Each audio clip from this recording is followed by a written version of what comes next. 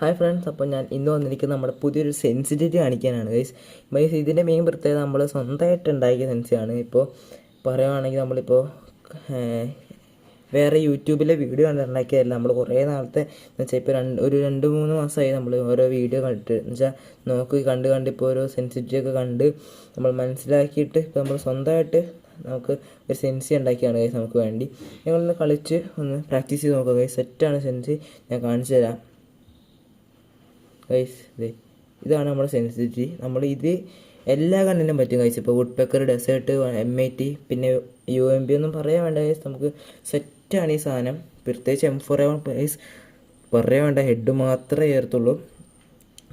പിന്നെ മെയിൻ കാര്യം നമ്മുടെ ഹബ്ബിൽ പോയിട്ട് ഇതാണ് നമ്മുടെ കസ്റ്റം HUD ഗൈസ്, നിങ്ങൾ നോക്കുക. പിന്നെ നമ്മുടെ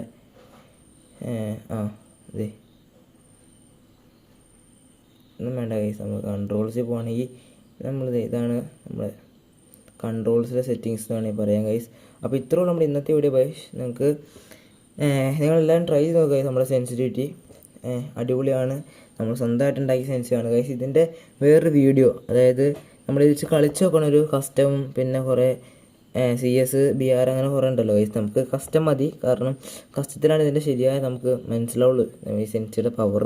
അപ്പോൾ നിങ്ങൾ അങ്ങനെയുള്ള വേണമെങ്കിൽ കമൻറ്റ് ചെയ്യാം ഗൈസ്. ഇത് നമുക്ക് ഈ വീഡിയോയ്ക്ക് ഒരു 100 ലൈക്ക് മതി ഗൈസ്. അങ്ങനെയാണെങ്കിൽ നമ്മൾ അടുത്ത എന്തായാലും നമ്മൾ ഒരു കസ്റ്റം കളിക്കുമ്പോൾ നമ്മൾ എന്തായാലും ഇടുന്നതായിരിക്കും ഗൈസ്. നിങ്ങളെല്ലാവരും സെൻസി ഒന്ന് ട്രൈ ചെയ്ത് നോക്കുക. സെൻസി ഇല്ലാത്തവരായാലും ഉള്ളവരായാലും നമ്മൾ സെൻസി ഒന്ന് ട്രൈ ചെയ്ത് നോക്കുക ഗൈസ്. സെറ്റ് സെൻസിയാണ്. ഓക്കെ ഗൈസ്, അപ്പോൾ അത്രേ ഉള്ളൂ.